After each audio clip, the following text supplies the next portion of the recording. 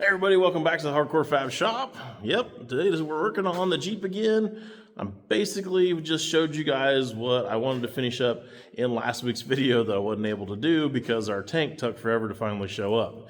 But now that we got it here, we got kind of the back end of this thing pretty well all figured out and built, so we can talk about that real quick and then we'll just get some more stuff done after that. But kind of wanted to show you guys and kind of talk about a few of the things that I've got going on back here so that if there's any questions or any concerns about anything, you guys can understand what's going on and how this is all going to work out.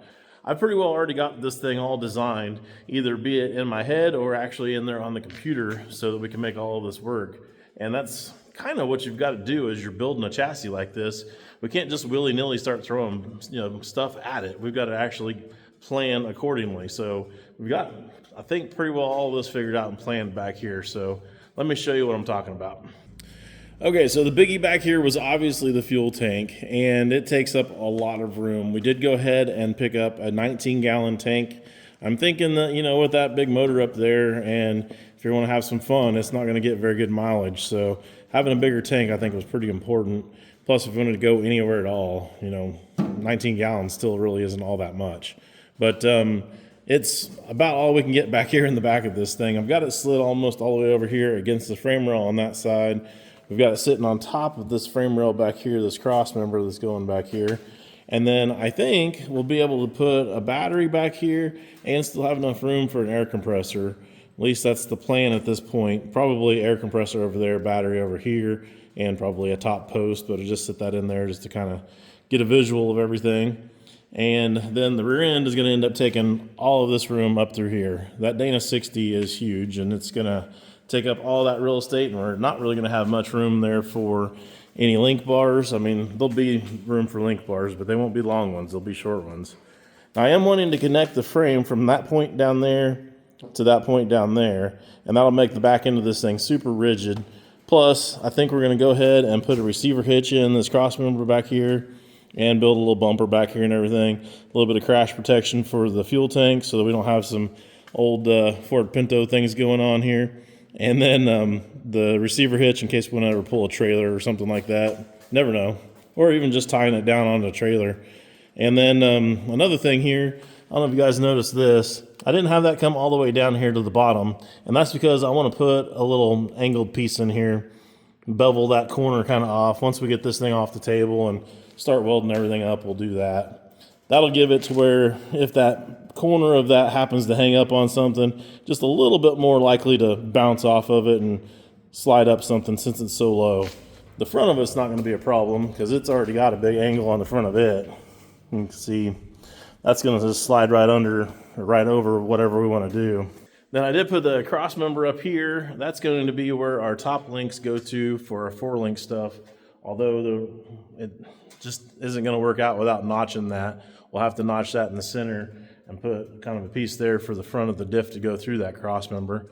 And then the bottom link bars are actually going to tie on to, right down here on the frame rail. We're pretty well lined up with that, which is the reason why we made the frame rails the width that we did. Plus it ended up working out pretty good for the front of it and just come together good that way. So that's the plan there with all of that. Now you guys probably noticed too when the body was off, there's like right up in here, there's a little piece that sticks up. And then of course we've got the little 4 pieces underneath the actual cabin part of the Jeep that are sticking up. I'm going to put some plates on those that we can weld onto the top of those, and then we'll have bolt holes in those that'll actually bolt the body down. But then there's also going to be a bolting mounting point for the cage, because we are going to put a cage on top of this thing. That's going to make it super rigid. I mean, it's already got a really, really stout frame underneath it, but having a cage on top of it, it's going to be super rigid. So that'll be awesome. We won't have anything dealt with there chassis-wise at all. It'll be pretty good. So the one mount right here on top of there is going to be the hoop going over the top of the heads of the people in the compartment up here. And then we'll have a kicker coming down here. I still need to make a mount for back up in here. And then the front mount, where it's going to come down for the A-pillars to come down to, that'll go straight through and into the frame on that front mount up there. And then that'll actually allow us to, at that point, to be able to take and put our tubing from there forward towards the grill and give us a place to mount our air shocks in the front there. So pretty well all coming together. The exhaust on this thing, that's another thing there too. So I think we can bring that right on down. We can bring that right on down underneath the body. And then since we've got this little space here now between the frame rail and the floor, I think we're going to be able to come right out the side, right up in this neighborhood, right before the rear end, and have the exhaust come out of there. Going to go ahead and do the cross members for the transmission and the mounts and stuff for the motor. We'll do those all out of 1 3/4 120 wall DOM. That'll give us a little bit more room there for the exhaust. And we'll make that to where it'll bolt in and out, of course, and all that too. So another thing to talk about would be the air tank for this thing. There's not really any room, as you can see back here at all, to put any kind of size of an air tank whatsoever. And I had talked about that in one of the last videos. And one of you guys had mentioned in the comments, and I can't remember who, so I apologize that I can't give you credit, but it mentioned maybe using the frame rails as an air tank.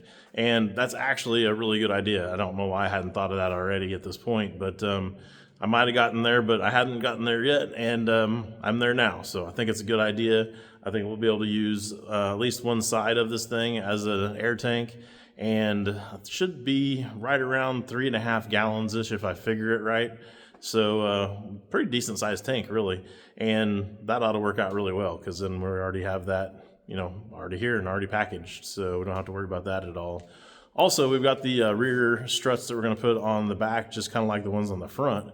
And the rear end is actually going to have, it's got a bump stop on it, and the bump stop is going to be sitting right here on these pieces of frame rail coming back here. We've got it set at that height where it'll sit directly on the rear end and be in contact with the bump stop. So that puts the tube of the rear end like right here. So I'm thinking that the shocks and the bags struts are going to be mounted back here, are going to end up probably having to come up and go to the cage. So we'll build some cool stuff in here and the cage work to be able to mount those. I think that'll be pretty cool and kind of a neat feature on this thing. Bunch of welding to do now, I think, at this point. I think we need to weld a bunch of this stuff up because, like I said, I think we've got it pretty well figured out where everything's going to be.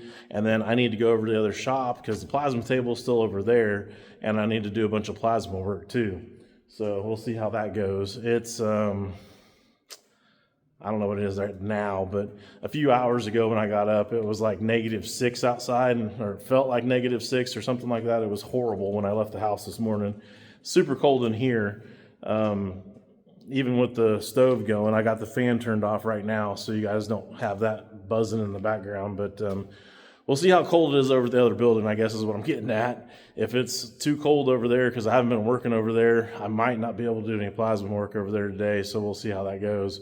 I don't want to mess up my compressor and all that kind of stuff, so running it when it's just been super, super cold. So anyways, I guess back to work on this. Connor will be here in a second.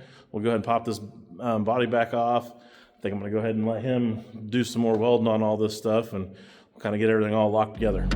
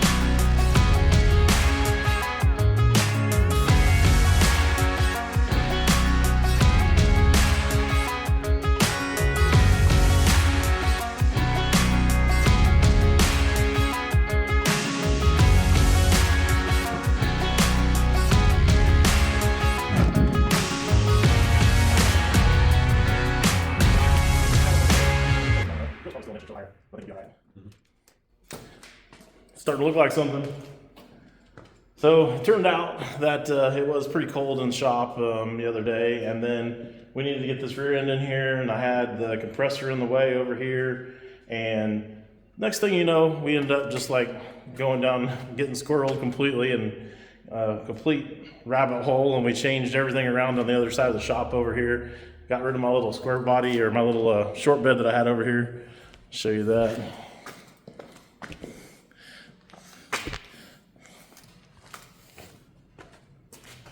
So yeah, we had a little short bed over here forever. We ended up moving that around. We got this table dug out that we had back over in the other room, and moved a bunch of our sheet metal stuff over here so that we'd actually be able to have enough room to get the rear end in there with the forklift. At least that was the excuse we were using to be able to justify taking all the time to move everything all around.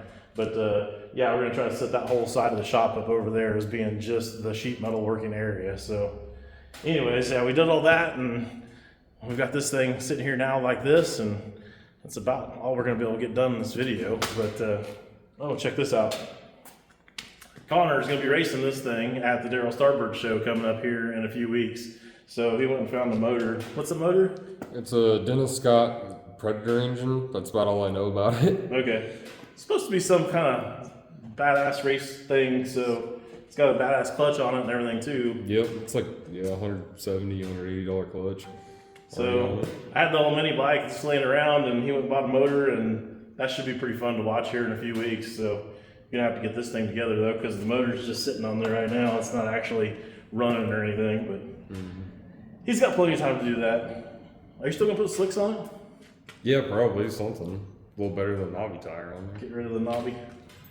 So another thing too before we go, tomorrow I am still doing the podcast thing, and it'd be cool if some of you guys came over and checked it out, and if you had any questions or comments or anything that you wanted to share, that would be the time to do it, because it'll be live and you guys will be able to do that and get your questions in and hear them answer and all of that right there at the same time. So it might be pretty cool to go check it out, and I might feel better if some of you guys are over there watching instead of just who knows who watching. So yeah, if you guys will do that for me, I'd appreciate it.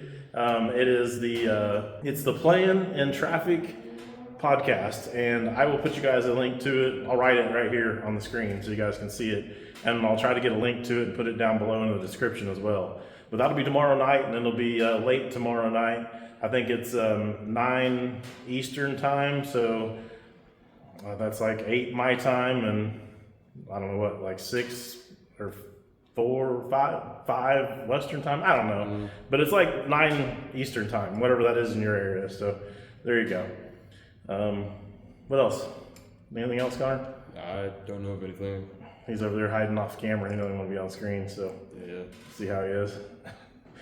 Anyways, I guess that's what we got for you guys on today's video. Hope you guys enjoyed it, and yeah, one more look at this thing, 'cause this is looking sick.